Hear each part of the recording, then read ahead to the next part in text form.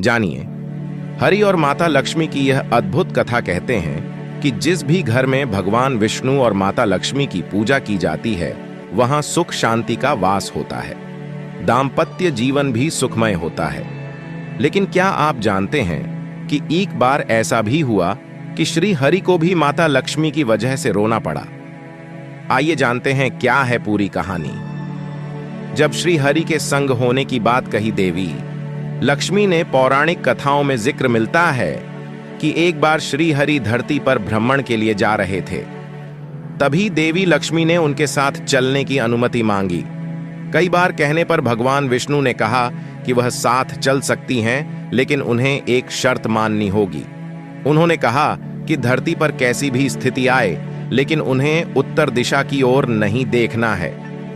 देवी लक्ष्मी भी भगवान की शर्त मान लेती हैं और साथ चल देती हैं। इस तरह खुद को रोक न सके भगवान और रो पड़े कथा मिलती है कि जब श्री विष्णु और माता लक्ष्मी पर भ्रमण कर रहे थे, तभी देवी की नजर उत्तर दिशा की ओर पड़ी। उस ओर इतनी हरियाली थी कि वह खुद को रोक न सकी और सामने दिख रहे बगीचे में चली गईं। इसके बाद उन्होंने उस बाग से एक पुष्प तोड़ लिया और भगवान विष्णु के पास वापस आईं। उन्हें देखते ही श्री हरि रो पड़े। तभी माता लक्ष्मी को उनकी शर्त याद आई। तब भगवान विष्णु ने कहा कि बिना किसी से पूछे उसकी किसी भी वस्तु को छूना अपराध है। लक्ष्मी जी को इस वजह से बनना पड़ा दासी देवी। लक्ष्मी को अपनी गलती का एहसास हुआ और उन्होंने भगवान से क्षमा मांगी। लेकिन श्री हरि ने कहा कि इस गलती की माफी उस बगीचे का माली ही दे सकता है। उन्होंने कहा कि अब उन्हें उस माली के घर में दासी बनकर रहना होगा।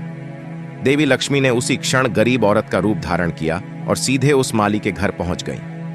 माली ने उनसे कभी खेत में काम करवाया, कभी बगीचे में, तो कभी घर में। लेकिन एक दिन उसे पता चला कि वह दासी कोई और नहीं माता लक्ष्मी है, तो वह रो पड़ा।